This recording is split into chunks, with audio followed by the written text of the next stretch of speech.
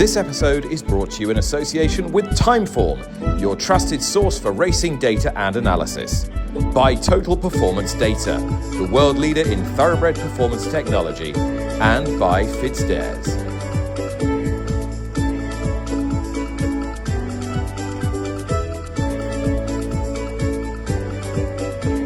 Morning, welcome to the show. It's Wednesday, August the 20th, coming to you live from the Knavesmire, first day of the Sky Bet Ebor Festival.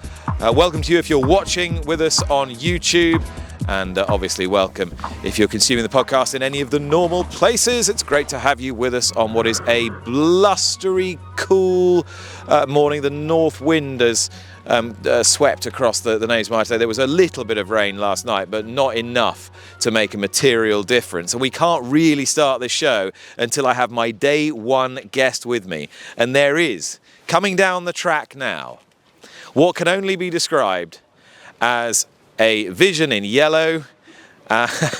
Lydia Hislop, I don't know whether she's walked all the way from her Airbnb. I think she might have done. That's probably a couple of miles at least.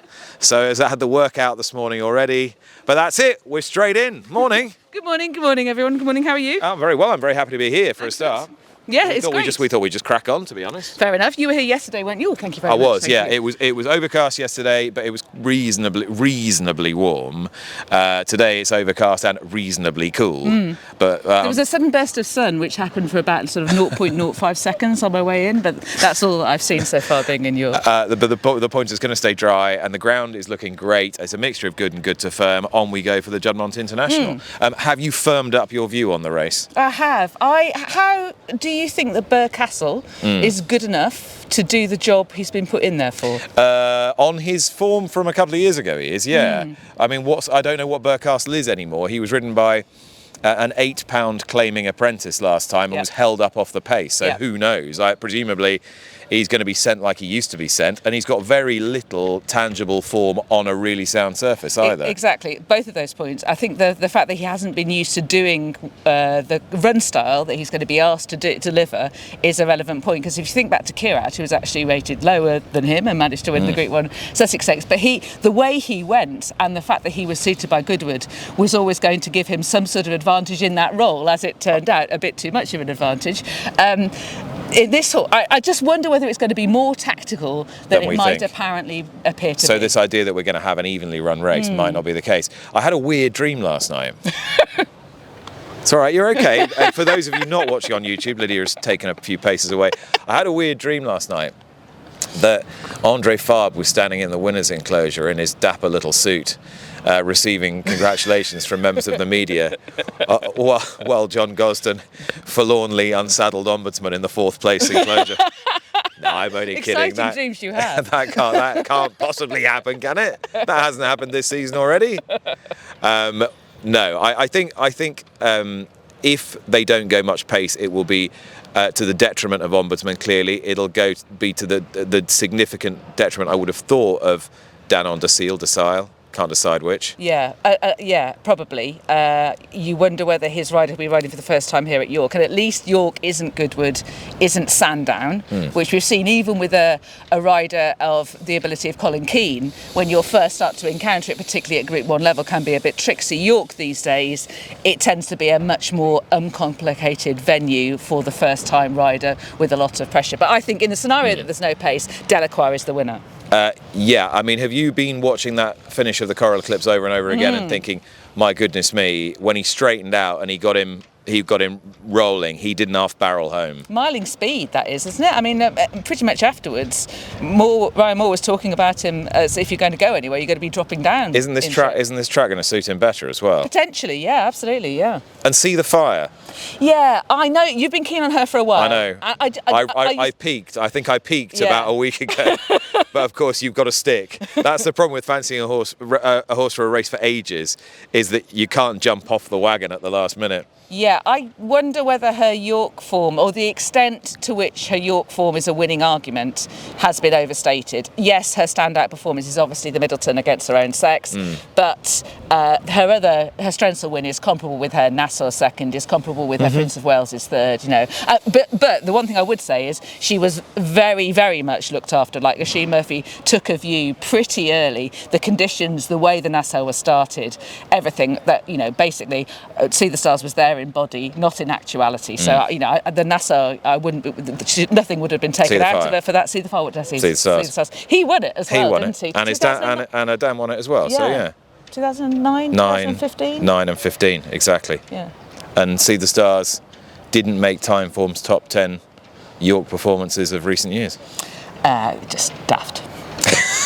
I'll let you take it up with Dan Barber. I will. I'll let you take it up with Dan Barber. On that point then, shall we just hear now from Timeform's flat editor, David Johnson, who sets the scene on day one. David, excellent. DJ setting the scene on day one. We've heard of Duel on the Downs. What about Match on the Mire? No? Well, that's because York have wisely chosen not to bill the rematch from the Eclipse between Ombudsman and Delacroix as that. But what it does do, that race, is it evokes memories of a similar great battle 25 years ago, Calanese versus Giants Causeway, where Giants Causeway came out on top in a great race at Sandown, and they came and took each other on again at York. It was a rare example of the rematch living up to the original. And what can we expect this time around then? Well, Ombudsman, he's a pound clear of Delacroix on the Timeform ratings. Timeform just of the opinion that that Prince of Wales run was slightly superior to what he ran to in the Eclipse. What was the reason for him being slightly below par? Was it the pace or the lack of it, as John Gosden pointed to afterwards? Well, we've got some new characters in there to try and help with that.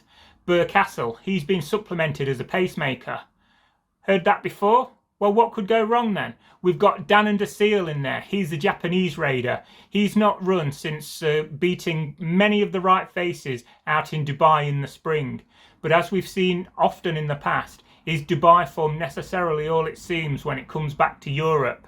We've got De Ries. He's a French raider representing the same connections of last year's runner-up Calandagan. How will he fare? And then don't forget See the Fire. If ever there's a horse that's horses for courses, well, she's it. She's 2 from 2 at the track, and she represents the sire and dam who have both won this race previously. Whatever we get this afternoon, it's a race that isn't to be missed, whether it's an authoritative winner or whether it sets us up for further rematches down the line. It's something to look forward to. All right, that was David Johnson with his look at the Juddmonte International and a scene set of day one. We have a dual Derby winner here today, carrying a penalty in the Great Voltigeur. What do you make of that as a tactic? They've done it before. They did it last year. Yeah, and that seems to be the thing now, doesn't it? Yeah, it was Los Angeles last year. And it worked. It was the first time since Belmez, I think, that... He was just a single Derby winner. Yeah, that has been successfully carried out. It's not been tried that often. But if you are a proper Group 1 horse running in a Group 2 race with a Group 1 penalty, that should be within your capabilities. And I think on form he's clearly clear. Also, they're surrounding everyone, aren't they? They're everywhere in that race. Yeah, does it say something about the standing of this meeting and the fact that they are so keen to... It's almost like Royal Ascot again for Coolmore. It's like, we're just going to run all our best horses here and find the slots for them. I think it could be. Although, I mean, you say that, you'd be slightly disappointed about the City of York representative, wouldn't you? In exactly, you don't think they could have found something? Well, I suppose else? they could have put the Lion in Winter in there, couldn't they? Given that he won the Acomb last year. Yeah, I suppose so. Surprised they didn't actually. I mean, easy to say in hindsight, isn't it? I suppose he did suggest that 7 furlongs was too short for him in the John Pratt, didn't he? And what is Lion in Winter? I mean, what is he? Discuss. I haven't got time for this today. Back to the Voltigeur. Yes, Chris Dixon and I were doing a preview programme for Racing TV yesterday, and we suggested that don't they just send Lambourn and have the others sitting in second, third and fourth and everything else has to go round. Yeah. I thought Stay True would run well. So did I. I thought that the Lingfield Derby second suggested that he was going to be by far the best horse in the race. And don't the Dixons have a relative? That's ridiculous. That's absolutely ridiculous. The butter side up, I mean, has landed, hasn't it? Yes, there was a 38 grand yearling by Star Spangled Banner that's in training with Jamie Insole and Dr. Richard Newland. Oh, yeah, that's it. Right? Yeah. Run once, finished 9th. Half sister to Stay True. Ding, ding, ding. Ding, ding, the Lingfield Derby trial. I mean, they could take some profit for that now, couldn't they? Quite a bit, I would imagine. But frankly, any horse ownership group that managed to win I don't know what is the Great St Wilfrid worth now, 100 grand, something? I don't know. Don't know. Or whatever. Should know that. But a race of that nature with a horse having its 106th start, that is, I mean, they're doing something right. They're doing a lot right. Yeah, I liked how William Powell rode it as well. The horse, getting him properly stoked up from about 2 furlongs out and then seeing out that final furlong. It was a good ride. This is intervention we're talking about. What did I say? No, I know. Yeah. No, just in case anyone. I miscalled it something. Just in case anyone had missed it. Anyway, enough of the horse watchers and back to the Voltigeur. Do you expect Lambourn just to make all? Yeah, make all? I do. Yeah, and I think the other thing about York is it's well positioned. If you are going to sort of launch an autumn campaign, it's quite a good launching pad, isn't it? The big 2-year-old race today is the Acomb Stakes. Is it a race that you formulated a particularly strong view on? No, not really. What did you make of Italy? I just thought he was beaten, wasn't he? I mean, I know he didn't get a great amount of cover and all of that kind of stuff, but at Newmarket, he was just beaten, wasn't he? I still wonder whether even 7, and particularly 7 on this track, is going to be a bit sharp for him. Yeah, I think that's right. Yeah, absolutely. This track might just get him on his head a little bit. Agreed. Yeah, agreed. I think that's right. And then you've got Distant Storm, who managed to beat Constitution River of Aidan O'Brien's at Newmarket. And I don't know about you, formed the view that the runner-up would beat the winner if they ever met again. Yeah, I think that's a good point. There is a horse I quite fancy in the race at a big price, and I'm going to call his trainer right now. I like this high-risk broadcasting. All right, well, there's a horse I'm really interested in, to be honest, in the Tattersalls Acomb Stakes today, and it's a horse called Rochefort Bridge, because Adrian Keatley, the trainer, had the runner-up in the race a couple of years ago, Ballymount Boy, and he's in terrific form as well, and he's got Chiava in the Ebor last year's runner-up, and I'm going to call him now. Here he is. Adrian, good morning. How are you doing? Morning, Nick. Now, you just paused yourself. No, you're back. You're back with us. Rochefort Bridge, it immediately caught my eye. That's some performance to win that race at Ayr, beating a subsequent listed winner. Do you think he's up to it this afternoon? Yeah, look, the plan was always to go to York after Ayr, but it was for the convivial, and now gladly we're in the Acomb instead. But yeah, and he done it the tough way in Ayr as well. He was 3 wide with 5 runners. Shame he didn't make it easy for him most of the way around, but when they quickened up well, he was still hard on it. So he's a nice big horse, and yeah, I think he definitely deserving to take his chance. You've had a lot of nice horses. I mentioned Ballymount Boy. You're a classic winning trainer, so ventures like this are no surprise to you. However, you don't buy that many 6-figure yearlings. You must have really liked him. We did. I loved him, and wasn't many that did, but I really loved him. He's a massive. He's not the most attractive. He's a massive big head on him. But look, he was a nice yearling. He's still a nice horse. I remember last year I'd won in the gym crack. It was 80-1, and everyone I met leading into it, I was telling them all to back me away, and you get the feeling that this lad has been a little bit pushed to one side today as well. Well, he hasn't been pushed aside by us, that's for sure. I can't let you go without talking about Chiava, because what an absolute superstar this horse is. 25-1 to go one better than in last year's Ebor. How likely is it, do you think? Yeah, look, he's in Matt's border. Like he done a awesome bit of work yesterday morning. His last piece prior to Saturday. It was a hell of a performance the last day in Market Raising. Probably just kicked too soon on him, but he lumped around 10 pound more than what he had last year. He gave the horse that just beat him 17 pound in the day. So, and then he was unlucky not to win in Newmarket prior to that. So, look, his form is also, it's rock solid, and loves the track. So we're really looking forward to it. And 2 more runners today here at York. Both of them are quite big prices, but that's the nature of the competitive racing here. How hopeful are you of any kind of result there? Yeah, we think that the Maclac, we just put a line through his run in Ascot, and he had a good run before that over hurdle. So he'll run his race. He'll run a good race, good solid race. I wouldn't be surprised he's in the first 4 or 5. And the horse in the nursery, we think he's a massive price. We've a good young jockey on him, taking 7 off him. So he's only about 8 stone, 8-1 on his back. So yeah, I wouldn't put anyone away from keeping an eye on my horses each way for the week, you know. Good stuff, Adrian. Always enjoy talking to you, and hope it all comes off for you today. Come on, Nick. Take care. Top man, thanks so much. Cheers. Bye. Oh! Caught me by surprise. William Derby's the Chief Executive here at York and has come to join us here on the podcast this morning. How are you? You're smiling, which is a good start. Oh, thanks, Nick. I just had a bit of a drama. The Weatherby system decided to crash today. Oh, my God. Trainers ringing with declarations for Friday couldn't get on the system. So problem solved.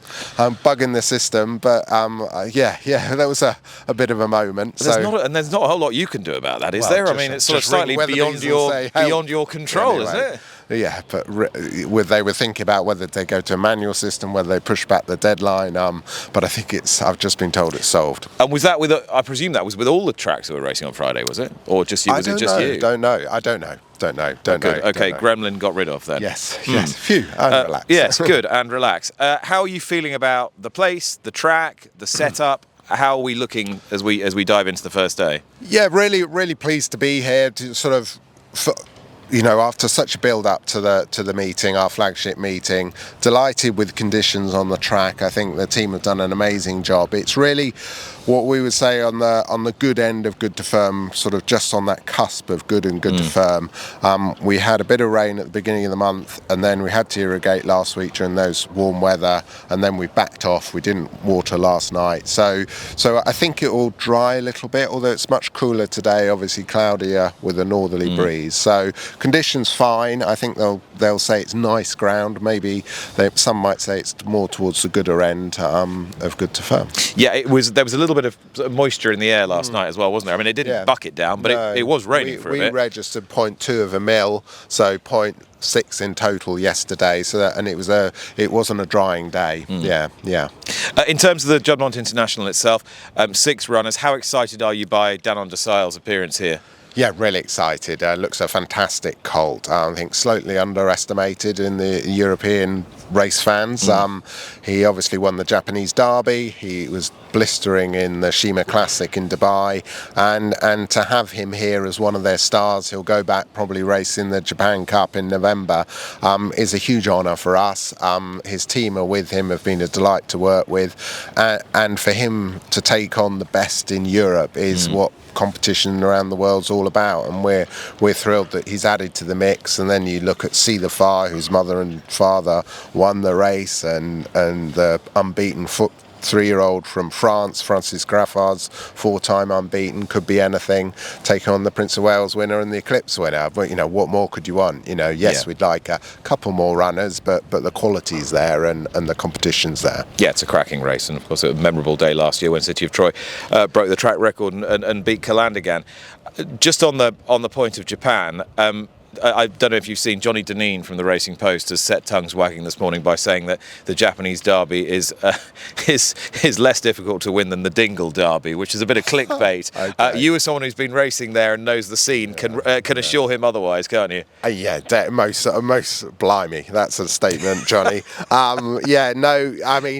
It's a full field. Every owner in Japan obviously wants to win the Japanese Derby, and they're beautifully bred blue buds that have bought all the best of our broodmare band and Equinox and Deep Impact, and they're all just glittering thoroughbreds. So a mile and a half Tokyo, which is not dissimilar in layout to York, although we're a bit smaller, but a similar sort of layout. Would they have a sweeping bend? A sweeping bend, yeah. It's a little bit of a hill at the back straight as they come round that bend, but obviously a mile and a half. But we like to think we're a mini layout of Tokyo, and that's what Shogo said on Sunday when he walked round. He was pleased with conditions.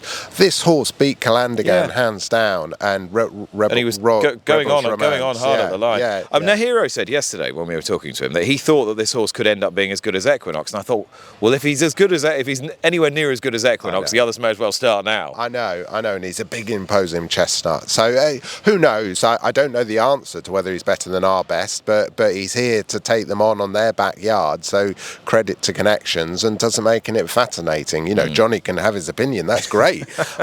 I think he's just stirring the pot. But that's great. Yeah. So no, it's good to have him. It's an international race. Fantastic support by Juddmonte for over 37 years. Great for things like betting in Japan and Whirlpool. Okay, so how does that work? So if you have a Japanese runner, it opens up the pools into Japan, doesn't it? Is that right? Very different to Whirlpool. So they're two separate systems. So by having a Japanese runner in the Juddmonte International, which one of 17 races around the world, which is on the simulcast list, then if we have a Japanese Group 1 runner, then it opens up simulcast opportunities in Japan. Nehiro said 3 million people will be watching it. That's unbelievable. On midnight. On a racing channel? Yeah, on a racing channel at midnight.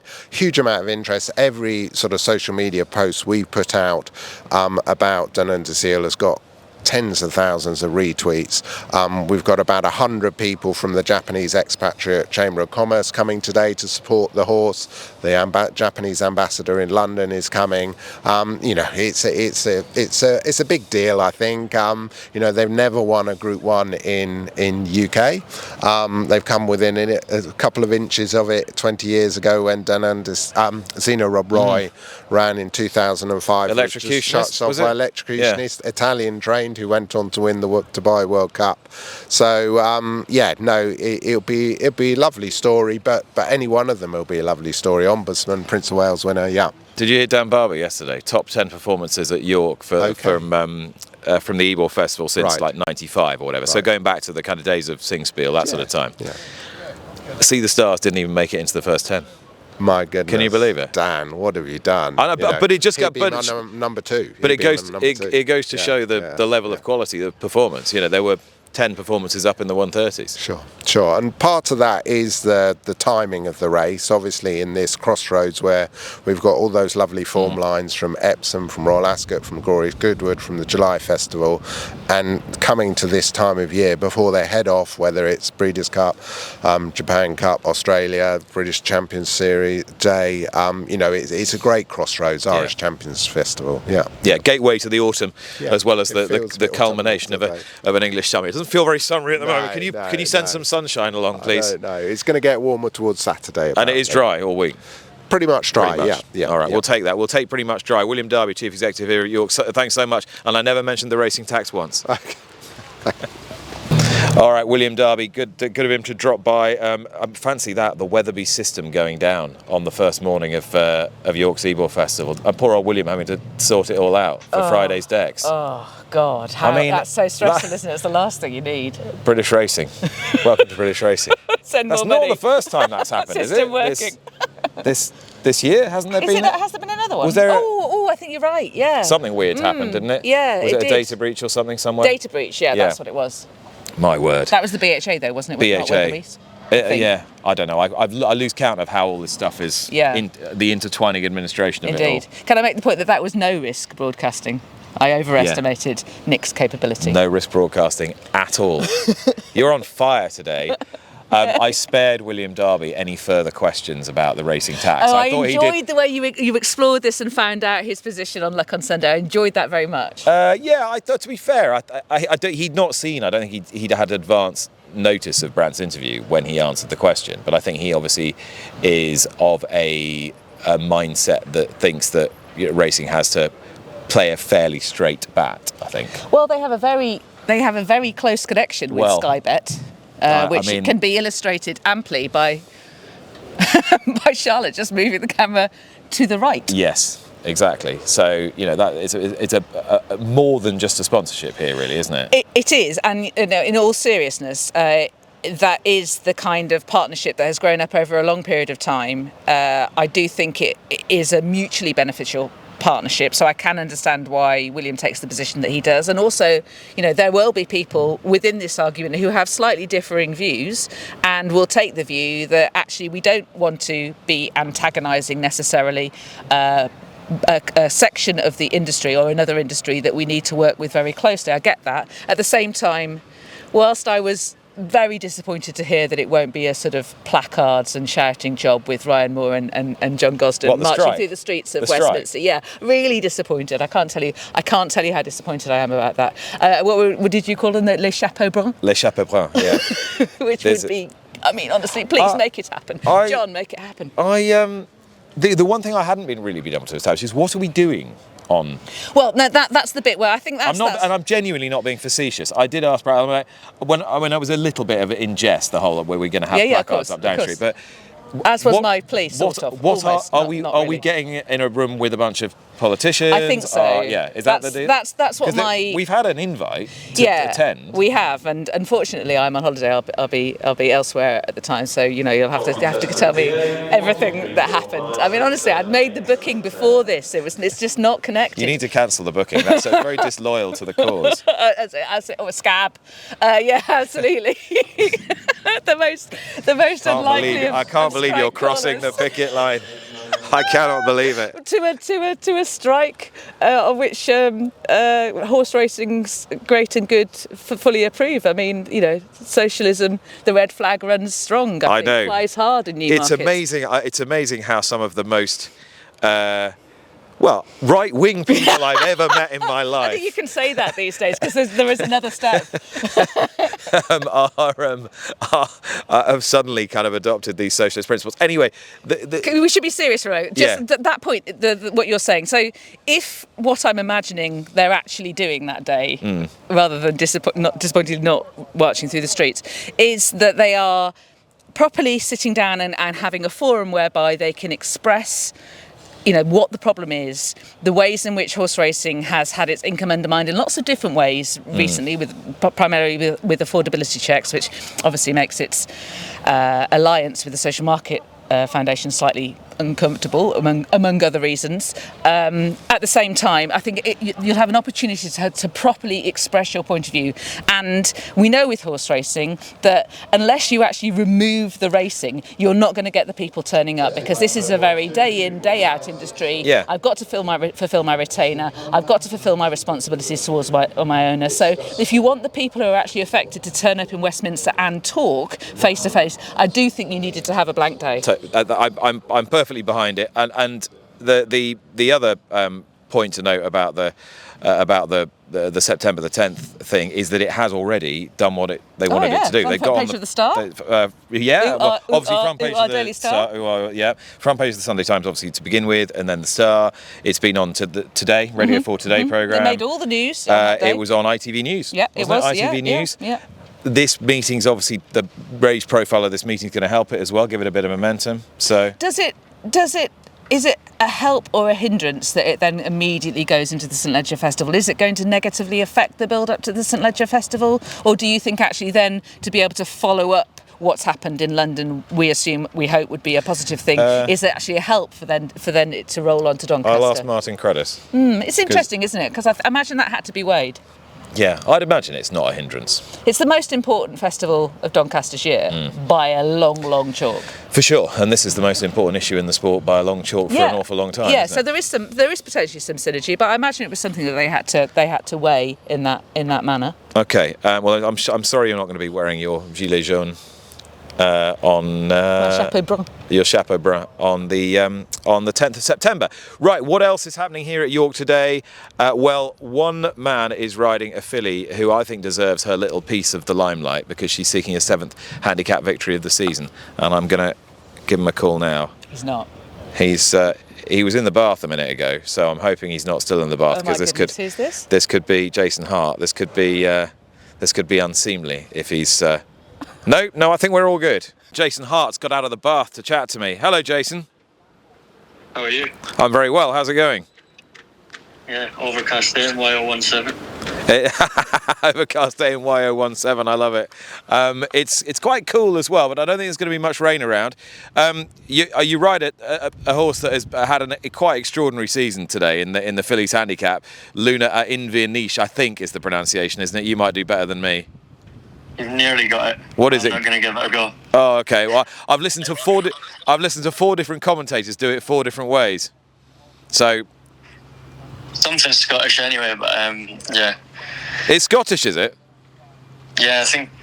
Is it Moonover Inverness? I think it means. Okay, lovely. Something along those lines. Lovely. Okay, well they've got the right man on board. Could she win a 7th handicap of the season today? I actually think she could. She's done nothing but improve all year. Katie hasn't got enough credit for the job she's done with her, really. She's only got a small string of horses, but does really well with the ammunition she's got. She won over 5.5 the last day, and the last half furlong looked like hard work for her. So I think coming back to the bare 5 today will be perfect. I just hope the ground's not too quick. She ran on quick ground the day that she got beat at York, and the ground was plenty quick enough for her that day. Obviously, big ride of the week is JM Jungle in the Coolmore Wootton Bassett Nunthorpe on Friday. What do you think about him and the ground? Because his 2 wins this season have come with a bit of cut, but obviously we always used to think of him as a fast ground horse. How do you look at him now? He's versatile. I was actually saying to Luke Harvey last night down at Chepstow that when you look through the sprint division, and I know it's been throwing up weird results and stuff, a lot of it comes down to the draw, and I think if you get drawn in the right place, it counts for a hell of a lot in a sprint. And obviously we'll find out on the first day where you want to be drawn at York, but going on sort of what's happened through the season, a low number has been favourable. So JM Jungle's he literally has bounced out of Goodwood really, really well, and to be fair, I wouldn't really swap him. I know it's a lot of weight to give sort of 2 exciting 2-year-olds, but I wouldn't swap him. He likes the track, and he's very versatile, always gives his running. You know what you're going to get with him. Yeah, fun horse to be involved with, as well as a very talented one. Exactly.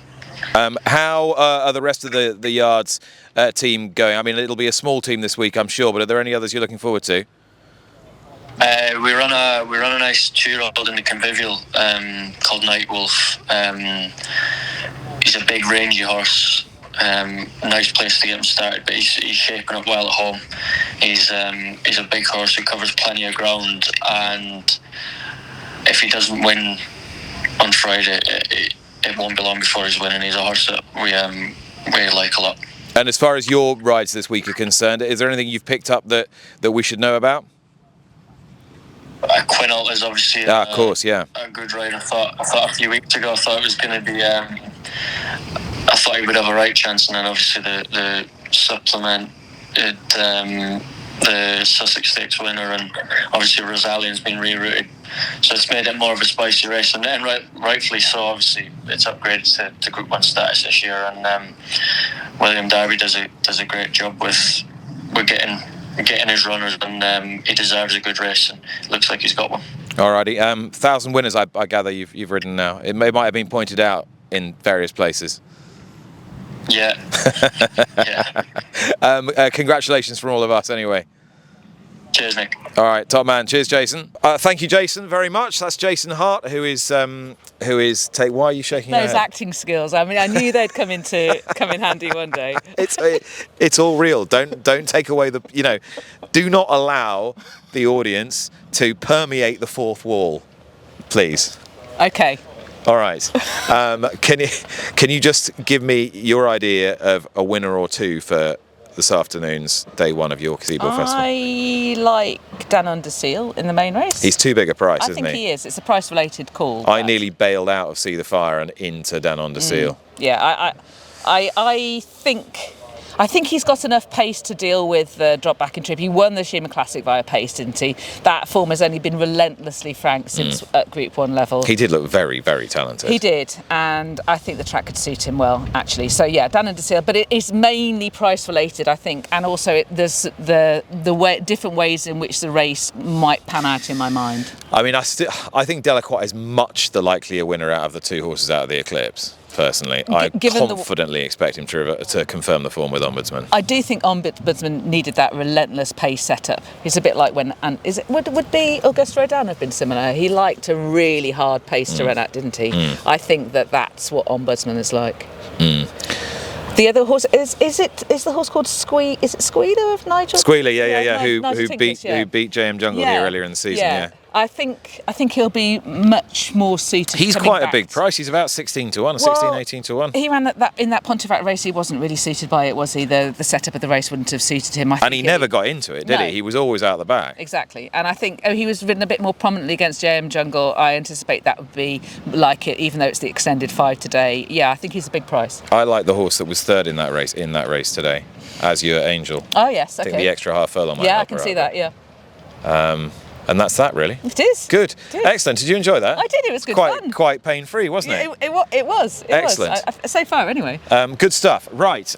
We will be back to do it all over again tomorrow. And if you're listening to this on the way home, you can have a good laugh at just how badly we've done. Bye for now.